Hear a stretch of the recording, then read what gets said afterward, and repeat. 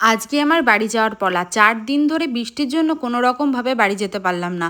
আজকে গাড়ি নিয়ে বাড়ি যাব। চলো ভিডিওটা একদম প্রথম থেকে শুরু করি। কি কি ঘটেছিল সবটাই আজকে পার্ট টু পার্ট বলবো। Hello everyone, welcome back to my mini blog. কেমন আছো তোমরা সকলে? আমি তোমাদের সকলের প্রিয় রত্না আমার নতুন একটা মিনি ভিডিওতে সবাইকে জানাচ্ছি ওয়েলকাম। আজকে আমি ৪ দিন হয়ে গেল পায়রাডাঙ্গায় এসে পড়ে রয়েছি। এমন বৃষ্টি শুরু হয়েছে, মানে আকাশ মনে হয় ফুটো হয়ে গেছে, যে কারণে কোনো রকমভাবে আমি বেরোতে পারতেছিলাম না। ৪ দিন পর ফাইনালি আজকে বেরোলাম, তাও আকাশের অবস্থা দেখো। এমন পরিমাণ মেঘ করছে, জানো হচ্ছে যে আমার বাড়ি যেতেই দেবে না। সে যে কি সমস্যার মধ্যে ছিলাম গাইস, কি আর বলবো। যাই হোক, আর দেরি না করে বাড়ির থেকে তো বেরিয়ে পড়লাম। আর বেরোনোর পরে বাঁশবাগান দেখে এই লোকেশনটা আমার এত পছন্দ হয়েছে, মানে কি জানি, কলা বাগানে তো ফটো তুলতে ইচ্ছাই করে না, কিন্তু বাঁশবাগানে খুব ভালো লাগে। বাঁশবাগানের ব্যাকগ্রাউন্ডটা এত দারুণ আসে। তো প্রথমে ওই লোকেশনটা দেখার পরে দেখো এই লোকেশনটাও কিরম ফাটাফাটি। আমাদের ওইদিকে এইসব লোকেশন হলে আমারে আর খুঁজেই পাওয়া যেত না। আসলে আমি একটু সবুজ প্রকৃতি বেশি ভালোবাসি, আর এইসব জায়গায় ফটো তুলতে তো বেস্ট, মানে অসাধারণ লাগে, বলে বোঝানোর মতন না।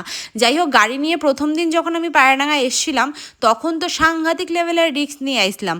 আজকে আবার ঠিক ততটাই রিস্ক নিয়ে যাচ্ছি, কিন্তু এই লোকেশনটা কোনো রকমভাবে আমি ছাড়ে বাড়ি যাব না। এই লোকেশনটা দেখো, পুরো ফাটাফাটি একটা লোকেশন। আমি যেদিন চাকদাতে আসি, মানে প্রথম যেদিন আসি, সেদিন একটা লোকেশন দেখছিলাম, সেটা হচ্ছে কি একটা জায়গার নাম ঠিক আমার মনে নেই, কিন্তু আজকে এই লোকেশনটা আমার দাঁড়াতেই হবে। মানে কোনো রকমভাবে আমি ভাইরে পটায় মটায় জায়গাটায় দাঁড়ায় পড়ছি। তোমরা জাস্ট একটু দেখো, এইরকম ট্রেনের একটা ব্যাকগ্রাউন্ড আর মাথার উপরে এত দারুণ একটা গাছ, গাইস কি বলবো। এই জায়গাটায় যদি ফটো না তুলি ভগবান সাংঘাতিক লেভেলের পাপ দেবে, সেই কারণে আমি কিন্তু দাঁড়ায় পড়লাম।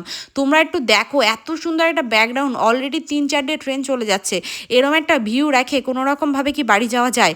তারপর আর কি ফটো টটো তুললাম প্রায় ১০০ নাগাদ। আর তারপর এই যে দেখো, মানে তোমরা দীঘা, মন্দারমণি, পুরী কেন ঘুরতে যাবা?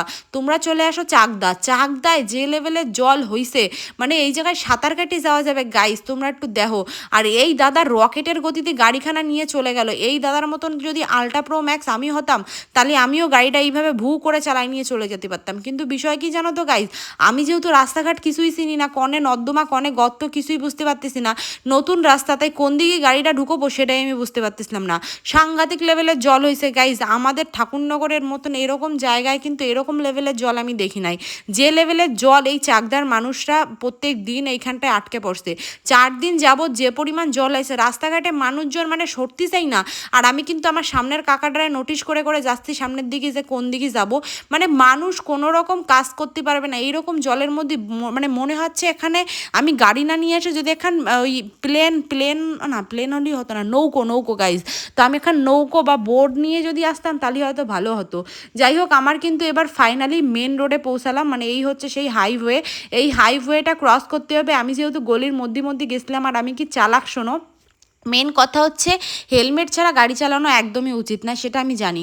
কিন্তু গাইজ, হেলমেট পরলে আমি না কানে কোনো কিছু শুনতে পাই না। দুই সাইড দিয়ে এমনভাবে কান বন্ধ হয়ে যায়, মানে কোনো রকমে আমি কোনো কিছুই শুনতে পাই না। আমার এত পরিমাণ বিরক্ত লাগে, তাই আমি শুধুমাত্র হেলমেটটা পরছিলাম শুধু ওই রোডটা ক্রস করার সময়। গুলটেজ যেহেতু বয়স হয় নাই, তাই ওরে কিন্তু কোনো রকমভাবে গাড়ি আমি দিই নাই। কিন্তু হ্যাঁ, বাড়ির থেকে যেদিন আমরা আসি, মানে পায়রাডাঙ্গাতে যেদিন প্রথম গাড়ি নিয়ে আসি, আমাদের বাড়ির থেকে ও কিন্তু পুরো নিমতলা অবধি গাড়িটা চালায় আইছে। নিমতলার পর থেকে আমি আবার একটুখানি চালালাম, আবার ও চালাইছে। মানে আমার থেকে বেশি গাড়ি ও চালিয়েছে, কিন্তু কষ্ট আমার হয়েছে। মানে কি হলো ব্যাপারটা, গাড়ি চালালো ও, কষ্ট হলো আমার, মানে বুঝলা তোমরা? এইবার তোমরা ব্যাকগ্রাউন্ডটা দেখো, এই সেই ব্যাকগ্রাউন্ড, যে ব্যাকগ্রাউন্ডে কিন্তু আমি দাঁড়িয়েছিলাম। আর আজকে ভাবলাম চলো এই লোকেশনটা আবারও শেয়ার করি। এই লোকেশনটা হচ্ছে তোমার ওই চাকদা যেতে বাদে, মানে নিমতলার থেকে একটু সামনে। জায়গাটার নাম হেভি সুন্দর একটা জায়গাটার নাম, কিন্তু কোনো রকমভাবে জায়গাটা আমি মনে করতে পারতেছি না। এই সেই ব্রিজ, যে ব্রিজটা দেখে আমি তো গাইস পুরো মানে তাগাড়া হয়ে গেছিলাম। এত দারুণ একটা বাঁশের ব্রিজ, ওই যে দেখো বাঁশের ব্রিজটা। এইখানটায় যে সুন্দর ফটো হয়েছে, আশা করি ফটোগুলো তোমরা এতদিনই দেখে ফেলাইছো।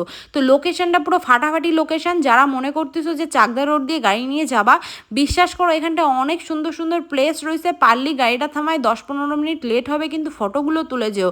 কারণ তোমার জীবনে হয়তো এরকম সুন্দর রাস্তা আরও অনেক আসবে, কিন্তু ফটো তোলার যে সময়টা, এই সময়টা হয়তো তুমি আর পাবা না গাইজ। যাই হোক, একটু বেশিই ভাট বকে ফেললাম। জীবনে প্রথমবার এতটা দূর লং ড্রাইভ বলা যায়, লং ড্রাইভ আমি করলাম। এই জিনিসটা যদি রাত্রেবেলা আসি, আমি রাস্তা গুলায় ফেলবো। হ্যাঁ, হয়তো জীবনে প্রথমবার এই নিয়ে দুবার যাচ্ছি, মানে গেছি আমি, আসছি আমি, পারিনি। তো এই আসা যাওয়ার মধ্যে রাস্তাঘাট হয়তো সেরকমভাবে আমি চিনে গেছি, কিন্তু এই জিনিসটা যদি মাথার মধ্যে সেরকমভাবে না ঢুকোয় রাখি, মানে গাড়ি নিয়ে আবার আসতে হবে গাইজ, না হলে রাস্তাঘাট আমি আবার ভুলে যাব। ফাইনালি আমি নিমতলা পৌঁছায় গেছি। আর আমাদের গাড়ি নিয়ে বিশ্বাস করো আসতে বেশি সময় লাগে নাই।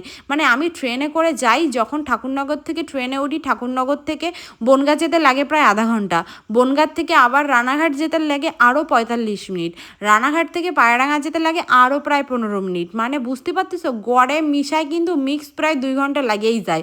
এবার গাড়ি নিয়ে যদি আমি 2-2.5 ঘন্টার মধ্যে পৌঁছায় যেতে পারি, নিজের গাড়ি যেমন চালাবো তেমন চলবে, তাহলে তো সেটাই উচিত, তাই না? তোমরা আমার সাথে একমত হলে অবশ্যই কমেন্টে জানাও, তাহলে এরকম সুন্দর পরিবেশ তোমরাও দেখতে পারবে, আর আমিও তোমাকে নিয়ে এরকম সুন্দরভাবে ক্যাত মারতে মারতে যেতে পারবো। যাই হোক, এবার আমাকে কাষ্টরাঙ্গার মধ্যে দিয়ে যেতে হবে। আর আমার ভয়েসটা একটু বলে এনে দিন, কেমন মানে শোনা যাচ্ছে তোমাকে? আমি ভাবতেছি এবার একখান সুন্দর একখান মাইক কিনবো, এত দামি ব্র্যান্ডেড ফোন কিনছি, এবার যদি একখান সুন্দর ব্র্যান্ডেড মাইক না কিনি, তাহলে যে মানে বিষয়টা কেমন জমে না, মানে মাখন আর মানে ওই যে কী যেন কোথায় যাচ্ছি, ভয়েস যখন দিয়ে গাইস কোন কথা দিয়ে কোন কথায় চলে যায় নিজেও বুঝি না। যাই হোক, এই দেখো আরও একটা প্লেস, এইরকম সুন্দর সুন্দর প্লেস দেখলে আমার মনটা চাই যারা এমনি এনেই সারাদিন থাই, এনেই সারাদিন কাটাই দিই, সেরকম আমার মনটা চায়। যাই হোক, এরমভাবে দাঁড়ালি হবে না। এই যে লেবুর রস, আখের রস দেখছিলাম, কিন্তু খাতে খুব ইচ্ছা করতেছিল। সকালবেলা যেহেতু বাড়ির দিয়ে বেরাইছি, মানে বাড়ির থেকে বেরাইছি হচ্ছে 10টার সময়, তো 10টা সাড়ে 10টার দিকে বেরানোর পর কিছুই সেরকম খাই নাই, দুটো ডিম সিদ্ধ খাইছিলাম, তাই পেটের মধ্যে কিন্তু মানে সুস্থ ইঁদুর মানে যা ছিল সব একসাথে ডন মারতেছিল। এবার ভাবলাম কিছু তো একখান খাতে হবে খালি পেটে, মানে যদি আমরা এখন খালি পেটে খাই হচ্ছে খেজুরির রস, আখের রস, লেবুর রস, তাহলে বিষয়টা কেমন হবে? তো সেই জিনিসটা ভাবলাম চলো দেখি একটা রুটির দোকান টোকান পাই কিনা।